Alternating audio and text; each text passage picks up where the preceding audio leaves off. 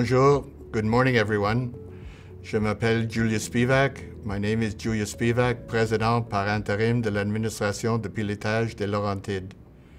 Au nom de l'APL, du conseil d'administration, de la direction et de l'ensemble des employés, il me fait plaisir de vous souhaiter le bienvenu et de vous accueillir à l'Assemblée publique annuelle qui portera sur les résultats de l'année 2020. On behalf of the Laurentian Pilot Authority, the Board of Directors, the management, and the employees, we welcome you to our annual general meeting where we will share the results of the year 2020. À nouveau cette année, cette rencontre se tient via web diffusion préenregistrée. À la fin de l'événement, vous pouvez nous transmettre vos questions et vos commentaires auxquels nous répondrons dans environ 2 semaines suivant cette diffusion. At the conclusion of our presentation, you can submit any questions or comments to which we will respond.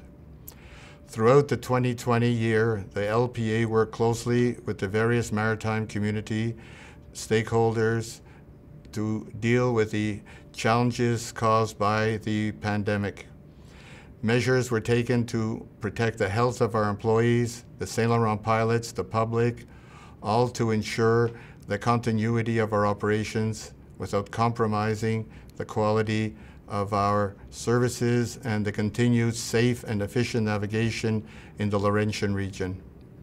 À l'échelle planétaire, la Conférence des Nations Unies sur le commerce maritime mondial et le développement a annoncé une diminution globale de 4,1% de commerce maritime. À l'APL, nous n'avons pas été épargnés alors que la quantité de porte-containers de pétroliers en circulation a observé un net recul, sans compter l'annulation complète de la saison des croisières. Despite the losses incurred by the decrease in maritime traffic, the LPA's overall financial situation remained healthy, allowing the LPA to manage its strategic priorities with projects dedicated to improving the quality of its services offered to clients while achieving its legislative mandate. Au printemps 2020, plusieurs nouvelles mesures relatives à la loi sur le pilotage modifié sont entrées en vigueur et l'APL a continué de travailler de près avec Transport Canada afin de faciliter l'intégration et l'implantation de ces nouveautés. En plus, elle a été effective dans le développement des règlements nationaux sur le pilotage, dossier qui progresse. Finalement, l'administration a été présente sur tous les comités et sous-comités qui concernent le pilotage et la navigation, ainsi que la protection de l'environnement. Par rapport à ces dossiers, l'APL vise une constante amélioration de ses pratiques quotidiennes et se tient à innover. Before I conclude and turn over the floor to our CEO, Mr. Fulvio Fracassi, I would like to congratulate Mr. Frank De Tomaso on his reappointment in 2020 to the Board of Directors. I would also like to acknowledge the dedication and commitment of all the members of the Board of Directors in its oversight responsibilities and the key role that they play in the good governance of the LPA and the attainment of our strategic objectives. Je tiens également à saluer et à remercier tous les employés ainsi que l'équipe de direction pour tout ce qui a été accompli durant l'année 2020. Merci également à tous nos partenaires qui ont contribué à notre succès, soit nos clients, les corporations de pilotes, les pilotes, la Garde côtière canadienne, Transport Canada et bien sûr le gouvernement du Canada par l'intermédiaire de très honorable Marc Gagnon, puis de son successeur, le très honorable Omar Alagabra. Merci pour votre présence et toute votre attention. Thank you, and I now pass the meeting over to Mr. Fulvio Fracassi, our Chief Executive Officer.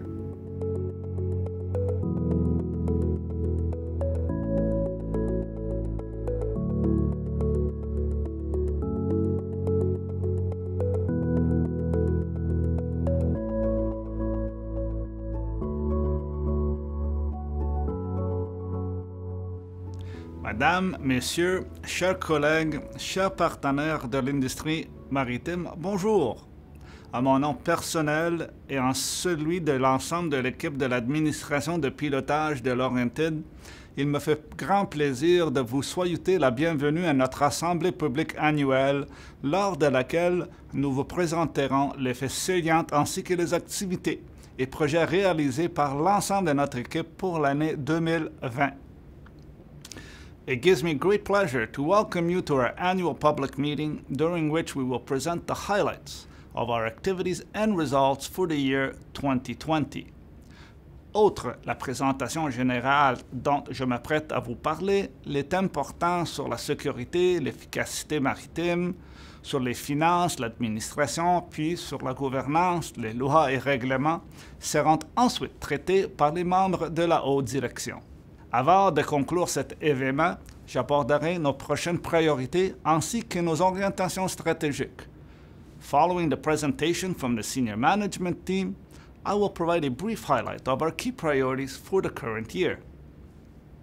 La dernière année n'a épargné aucun acteur économique à travers le monde alors que la pandémie a frappé de plein de fouet tous les types d'industries. Ici et ailleurs, les activités ont été ralentées, ce qui a eu un incident majeur sur les importations et les exportations des marchandises et en conséquence sur le volume de trafic observé sur le fleuve Saint-Laurent et la rivière Saguenay. De mars 2020, lors du déclenchement de la pandémie, nous sommes intervenus en élaborant et en mettant en application un plan de continuité de nos services qualifiés d'essentiels, tout en gardant comme priorité la préservation de la santé et de la sécurité de nos employés, des pilotes du Saint-Laurent et de toutes les parties prenantes qui gravitent autour de notre organisation. Lors des mois qui ont suivi, nous avons poursuivi notre étroite collaboration avec les deux corporations de pilotes, Transport Canada, ainsi que tous les acteurs de l'industrie maritime, afin que la chaîne d'approvisionnement fonctionne le plus normalement possible dans les circonstances. À cet égard, je salue la synergie que nous entretenons depuis le tout début avec l'ensemble de nos partenaires et des intervenants du milieu. Notwithstanding the difficult circumstances of 2020, we achieved together with our service partners our objectives to provide high-quality piloted services while contributing to the safety of navigation, the efficiency of the marine transportation system, and the protection of the environment. Concernant l'effet salient de l'année 2020, les nombres compilés d'affectations effectuées par l'administration s'est soldé par une diminution notable par rapport à l'année précédente. En effet, la baisse des échanges commerciaux et du nombre de navires en circulation, principalement provoquée par la COVID-19, a entraîné une réduction des missions de pilotage de 14 %. Bien évidemment, cette diminution a directement affecté nos revenus. Concrètement, l'administration a terminé son exercice financier avec des revenus de 94 millions, ce qui représente une baisse de 13,2 % par rapport à l'année 2019. This resulted in a net loss for the LPA of $2.5 million for the year 2020. Au niveau statistique, les nombres de missions de pilotage sans incident a atteint un taux de 99,93 %. Encore une fois, aucun accident majeur ne s'est produit, ce qui illustre de façon élégante toute la maîtrise des eaux capricieuses du fleuve dont font preuve les 214 pilotes du Saint-Laurent. Autre fait digne de mention, 99,9 % des missions de pilotage ont été affectées sans délai, ce qui représente un excellent résultat et une amélioration par rapport à 2019. Au-delà de ces résultats statistiques dont je vous ai fait un aperçu, les nombres de projets que nous avons complétés ou amorcés témoignent du rôle de leadership que nous souhaitons prendre et conserver, le tout s'inscrivant dans notre vision de devenir un chef de file mondial en pilotage maritime. In terms of innovation, we continued in 2020 to advance our Optimized Piloted Services initiative, which seeks to improve the safety and efficiency of piloted services in the Laurentian region. We have recently received the first version of the software that will help optimize services, and we look forward to working with our partners and stakeholders on this important project. Nous avons également poursuivi nos travaux de développement de notre centre de simulation maritime et avons d'ailleurs entrepris la définition d'un plan de développement d'affaires et d'une stratégie de mise en marché. We have also continued to work closely with Transport Canada, the other pilotage authorities, and our stakeholders in the implementation of the amended Pilotage Act and the development of a modern regulatory regime for pilotage services in Canada. Nous avons aussi mis l'accent sur la mobilisation de nos employés ainsi que sur l'importance de la préservation de leur santé mentale en milieu de travail, puis sur l'inclusion et la diversité pour mieux refléter la société que nous servons. Finalement, je ne pourrais pas passer sur silence la négociation du nouveau contrat de service avec la Corporation des pilotes du Saint-Laurent central qui a été signé en début d'année 2021. L'entente d'une durée de 3 ans renforce assurément les liens entre nos deux organisations qui travaillent conjointement à l'amélioration de la navigation sur le Saint-Laurent. Je tiens d'ailleurs à saluer et à reconnaître l'approche constructive de tous les individus qui ont participé à ces négociations, qui ont permis la signature de cette entente dans l'intérêt commun de toutes les parties concernées. Avant de céder la parole, je tiens à remercier tous les employés de l'APL, qu'ils soient basés à Montréal ou aux Escoumins, pour leur travail exceptionnel, et ce, plus particulièrement pendant cette période difficile qui nous affecte tous. Ils ont souffert preuve d'une grande adaptabilité et de résilience, et leur professionnalisme permettent à notre organisation de renouer et d'incarner un partenaire de confiance aux yeux de nos partenaires et clientes. Merci également à M. Spivak, le président par intérim de notre conseil d'administration, ainsi que les membres de notre conseil d'administration pour leur appui indéfectible et leurs recommandations avisées. Cela nous permet d'innover, d'accomplir notre mandat et de réaliser notre vision stratégique. Je tiens également à remercier Transport Canada, la Garde côtière canadienne, les autorités portuaires et les différents acteurs de l'industrie maritime pour leur soutien et leur confiance.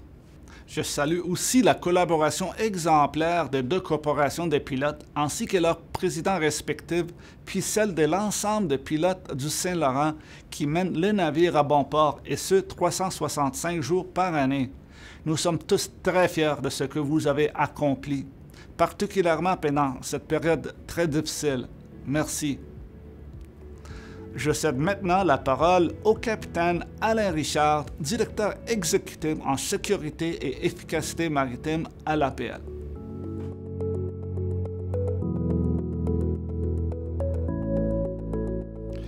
Bonjour, je me présente, capitaine Alain Richard, directeur exécutif sécurité et efficacité maritime à l'administration de pilotage des Laurentides. Ça fait plaisir aujourd'hui de vous présenter le bilan de l'année 2020 pour ce qui est de mon département de sécurité et d'efficacité maritime. Tout d'abord, 2020, comme vous le savez, a été une année assez particulière. On a connu la pandémie. Et puis, au niveau des affectations, on a connu une baisse de 14 %. Il faut cependant mentionner que 2019 avait été une très bonne année, puis 2018 avait été une année record avec près de 25 000 affectations. Au début, au premier trimestre de 2020, on s'attendait à avoir une très bonne année parce qu'on avait même dépassé le nombre d'affectations qu'on avait eu en 2019. Donc, par la suite, comme vous le savez tous, l'arrivée de la pandémie nous a fait connaître une diminution de trafic, donc une diminution des affectations. En ce qui a trait au nombre de navires, pour ce qui est du nombre de navires, on a eu 2 % moins de navires. Les navires, surtout passagers, ont été durement affectés. Et puis, comme vous pouvez le comprendre, on a eu une baisse de 97 % du nombre de navires passagers. Il y a aussi les navires pétroliers qui ont été durement affectés. Pour ce qui est des autres navires, certains ont connu une hausse, mais de façon globale, au cours de l'année, on peut dire qu'on a eu une baisse de 2 % en ce qui a trait au nombre de navires dans nos eaux. Pour ce qui est du nombre de voyages, la baisse a été près du nombre de baisses d'affectation. On a connu une baisse de voyages de 12,3 comparativement à 13 % la baisse des affectations. Le nombre de voyages, c'est encore la même chose. Au niveau des navires passagers, c'est certain que ça a été durement affecté. Pétrolier, encore la même chose. Puis pour le reste, bien, c'est semblable, c'est similaire aux affectations. Si on poursuit avec la performance au niveau de mon département, eh bien, comme il y a eu moins de voyages, comme il y a eu moins d'affectations, c'est certain qu'au niveau de nos ressources, on a eu moins de pression. Donc, on a pu répondre plus facilement à la demande. L'année 2020, ben, on a eu seulement que 21 retards en ce qui a trait aux opérations de pilotage, comparé à 120, ce qu'on avait l'an dernier. Donc, une baisse de 83 %, ce qui est très important. Pour ce qui est de la baisse des retards, si on prend tout ça de façon globale, en considérant les autres raisons, on parle de conditions météorologiques, problèmes avec le navire, quoi que ce soit, on avait une baisse de 37 % des retards. Donc, moins de pression sur le système, ça nous a permis d'avoir moins de retards au niveau de la fluidité du trafic. Donc, une bonne année. En ce qui a trait aux incidents, eh bien, écoutez, on a eu 14 incidents. Aucun incident majeur, ce qui représente à peu près la normale qu'on a, si on fait une moyenne là, sur les 5 dernières années. L'an dernier, en 2019, on avait eu seulement que 9 incidents, ce qui était vraiment un record. Normalement, on est autour de 14 comme on a cette année. Si vous prenez 2016, c'était 15, 2017, 13 et puis 2018, 14. Donc, on est dans nos normes en ce qui a trait aux incidents pour cette année. Puis, je vous répète encore, il n'y avait aucun incident majeur, donc on est très fiers du bilan. Je vais y aller maintenant avec les réalisations de mon département. Comme je le disais tout à l'heure, ça a été une année quand même particulière, surtout, comme vous le savez tous, pour des raisons reliées à la pandémie. Dans un premier temps, quand la pandémie est arrivée, ça a vraiment chamboulé nos façons de faire. Il a fallu apprendre à travailler avec ce virus-là, apprendre aussi à se protéger, surtout protéger nos pilotes, protéger les équipages, protéger les gens lors de transbordements à bord de nos bateaux pilotes. L'an dernier, on a utilisé le Tokaman, qui est notre bateau d'hiver, qui est un bateau dans lequel on a plus d'espace, sauf que ce navire-là est plus lent. Donc, on faisait 12 nœuds. Par contre, on pouvait maintenir une distanciation sociale. En ce qui a trait à notre navette aussi, on a mis des mesures de protection pour protéger nos pilotes. Donc, beaucoup de mesures ont été mises en place de façon à s'assurer de respecter les normes qui étaient exigées par les autorités gouvernementales. Ça, c'est ce qu'on a fait aussi dans nos bureaux. On a mis à disposition du personnel tout le matériel, toute la protection nécessaire, c'est-à-dire un masque. On maintenait une distanciation sociale. On a surtout incité pour le télétravail. Le centre d'affectation, quelque chose d'assez particulier, on n'aurait jamais cru pouvoir faire ça, a été, je dirais pas démantelé, mais on a vraiment travaillé à distance. Aucun répartiteur était dans le centre d'affectation pendant plusieurs périodes. C'était le meilleur moyen de protéger notre centre et puis de maintenir nos opérations de façon sécuritaire. Beaucoup de cellules de gestion de crise ont été mises en place. On travaillait avec les corporations, avec une cellule de crise le matin pour les opérations, le soir pour les directions. On était en communication avec Transport Canada de façon constante, la Voie maritime, aussi le centre le Unified Command Center pour ce qui est des Grands Lacs. Donc, beaucoup de téléphones, beaucoup d'appels. Quand un cas était rapporté, on se mettait en communication immédiatement avec les autorités pour prendre les mesures nécessaires, là, quitte à mettre le navire en quarantaine, ce qui a été le cas là, à plusieurs occasions.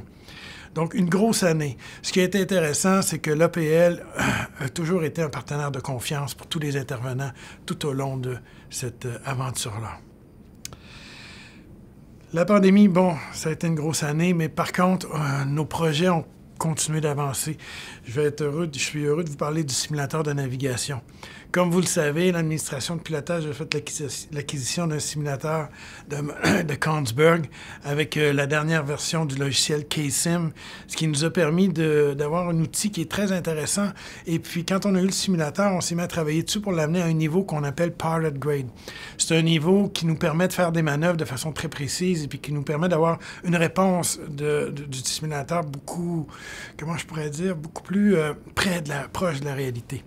Pour ce faire, on a intégré des données de bathymétrie, on a intégré des données de courant, on a modélisé des navires, on a travaillé aussi sur le visuel. Beaucoup de détails ont été ajoutés au niveau visuel. On a fait des bases de données très intéressantes à ce niveau-là, texture de nuit, de jour.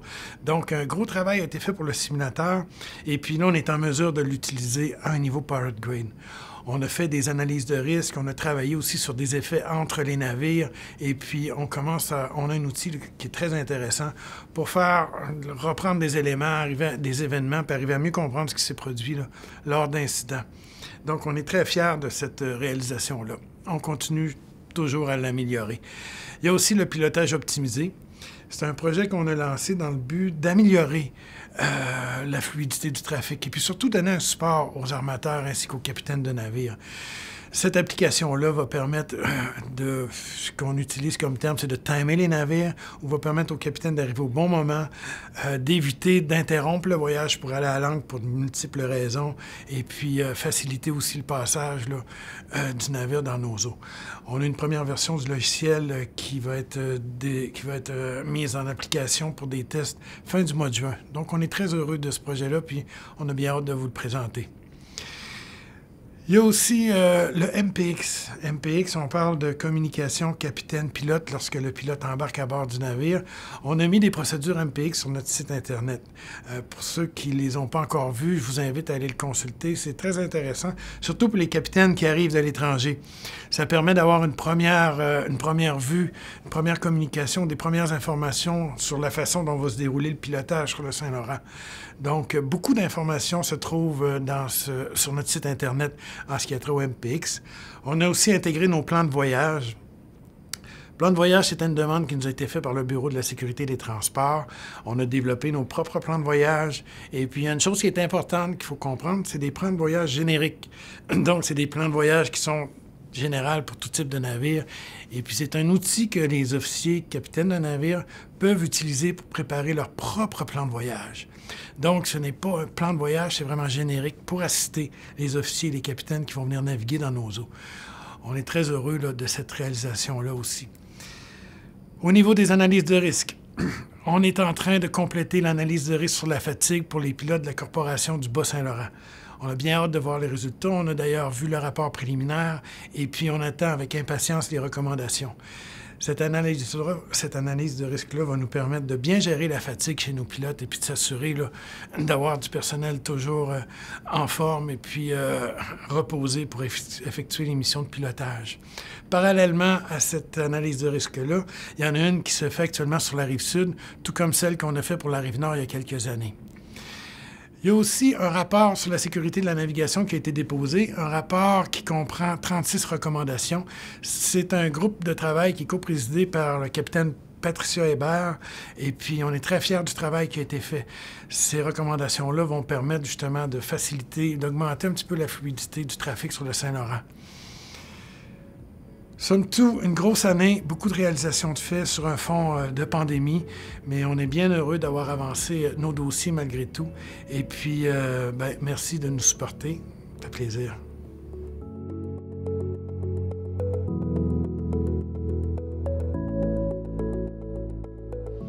Bonjour, il me fait plaisir d'être ici aujourd'hui pour vous parler des réalisations 2020 de la portion financière et administrative de l'APL.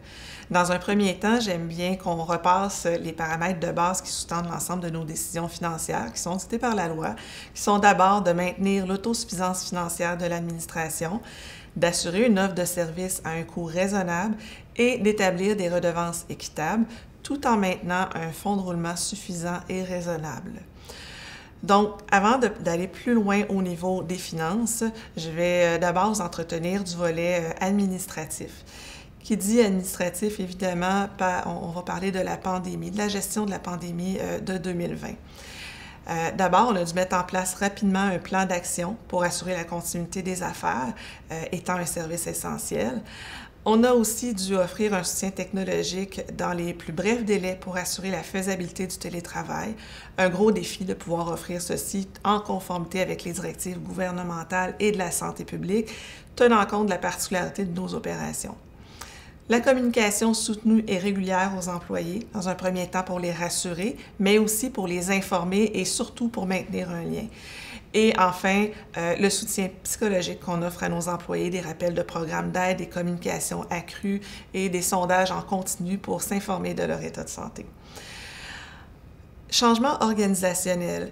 L'APL a presque 50 ans, donc on a dû on a dû revoir nos positions et modifier certaines organisations du travail, des responsabilités des ressources pour accroître l'efficacité et l'efficience des services de soutien aux opérations.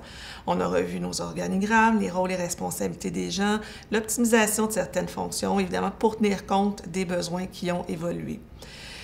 Une présence de plus en plus accrue sur les médias sociaux. Le premier objectif est évidemment de faire connaître le rôle de l'APL, mais aussi et surtout de participer au rayonnement de l'industrie maritime. Et enfin, on parle de l'audit du processus du transbordement des pilotes. L'APL a débuté une réflexion sur l'évolution du service de transbordement.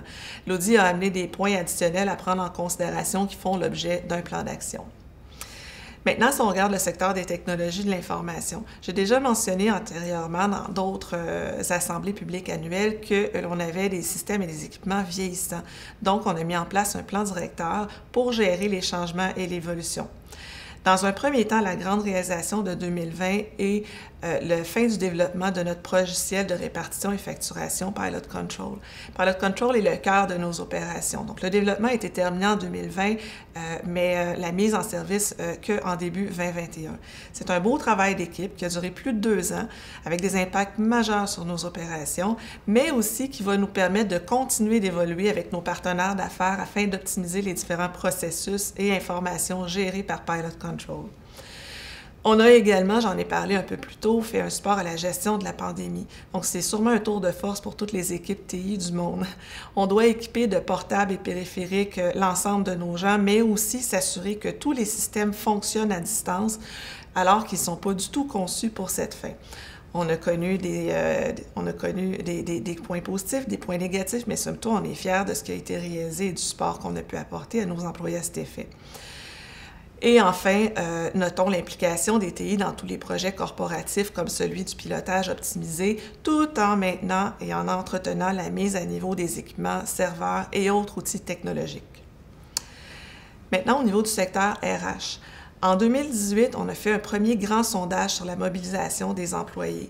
Sondage qu'on a renouvelé à l'automne 2020. En 2018, il y avait eu des plans d'action et différentes mesures mises en place pour corriger certaines situations par l'administration. On est très fiers de dire qu'au sondage de 2020, tous les paramètres sondés étaient en très forte hausse au niveau de la motivation de nos employés. Donc, c'est un travail en continu et on continue de travailler là-dessus. On a également formé un comité sur la diversité et l'inclusion. L'employé étant toujours au cœur de nos préoccupations, on veut s'assurer que l'ouverture de l'APL aux différentes communautés et minorités est bien présente et bien imprégnée dans notre culture. On a mis en place des mesures de préservation de la santé mentale en milieu de travail, pas seulement dans le contexte de la COVID, mais en général, en formant des comités, en communiquant de façon accrue avec nos employés, en favorisant l'ergonomie au travail, tant ici au bureau qu'à distance. Et enfin, on a une nouvelle convention collective avec nos employés membres de l'AFPC, qui sont la majorité de nos employés, qui s'est somme toute très bien déroulée.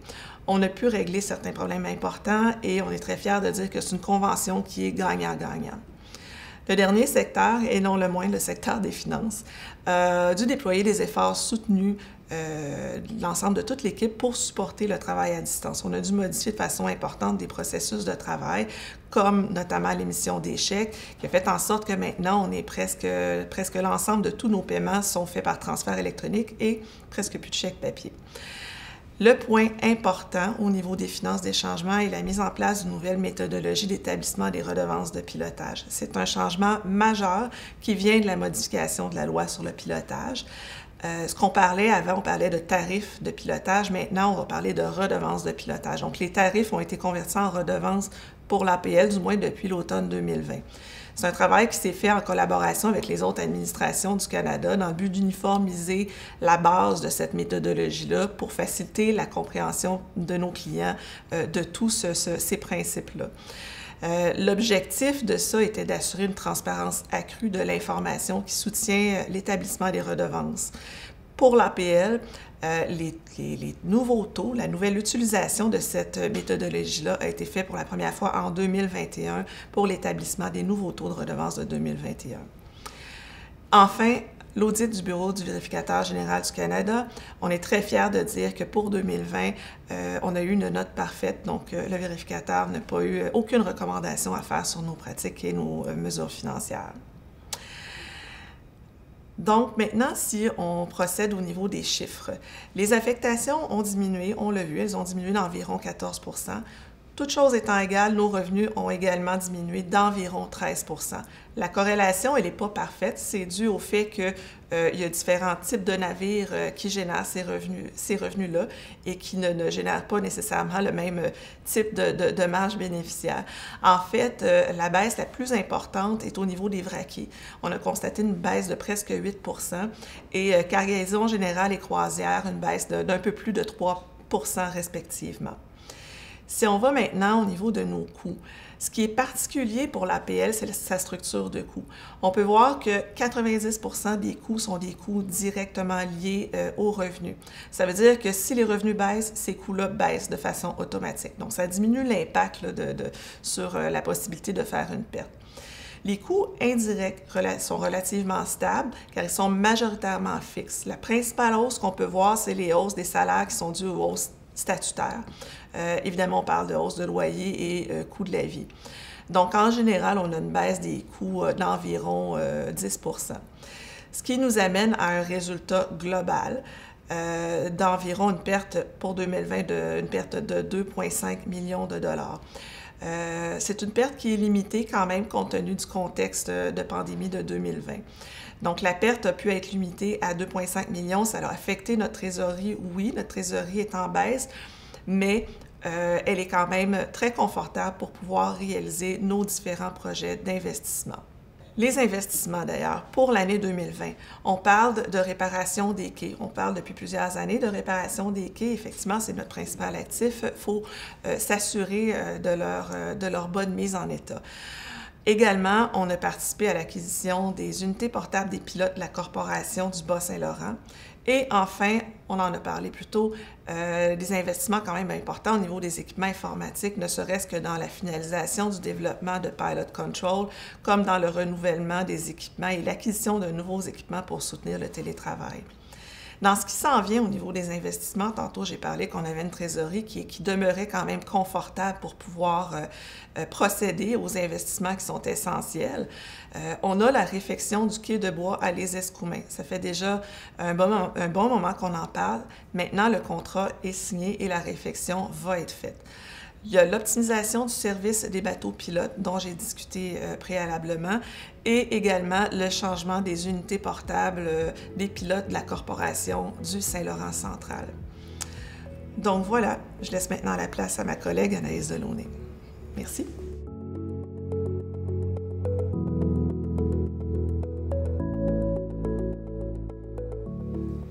Merci Josée. Du côté des affaires juridiques, divers dossiers nous ont occupés au cours de l'année. Au deuxième trimestre de l'année 2020, les affaires juridiques de l'administration ont poursuivi l'intégration des modifications définies par la loi sur le pilotage modifié.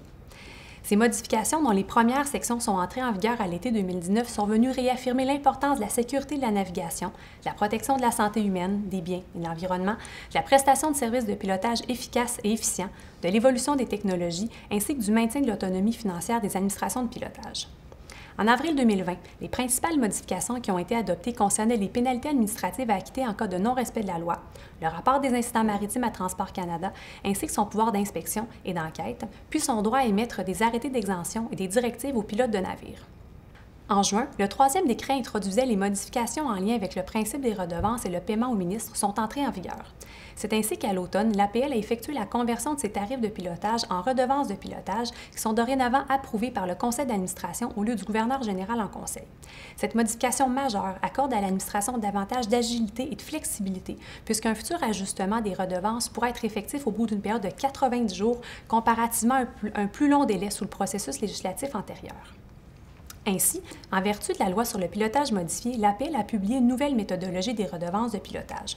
Dans ce document, elle a ainsi converti en redevances ces tarifs, comme on l'a mentionné plus tôt, et repris l'ensemble des définitions du règlement sur les tarifs de pilotage des Laurentides.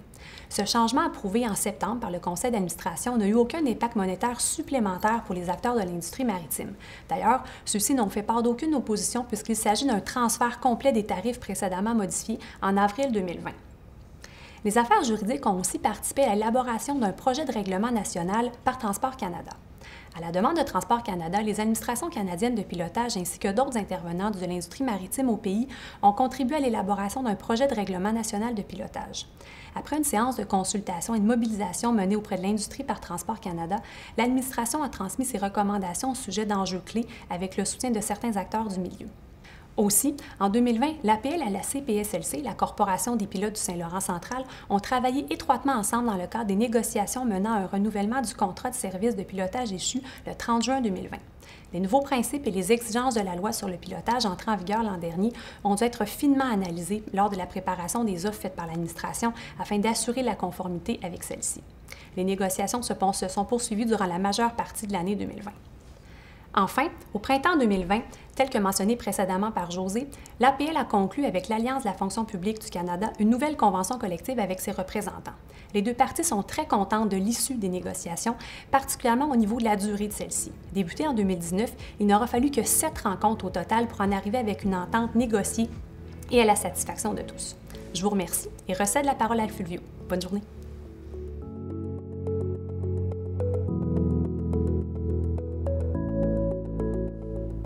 Merci Anaïs. À titre de conclusion de cet événement, je tiens à souligner que nous continuerons à travailler sur les 3 axes de nos orientations stratégiques, c'est-à-dire l'optimisation de la gestion de la prestation des services de pilotage, le maintien de l'autosuffisance financière de l'administration et l'appui au gouvernement quant à ses objectifs liés à la sécurité et à l'efficacité du système de transport maritime, la protection du public et de l'environnement.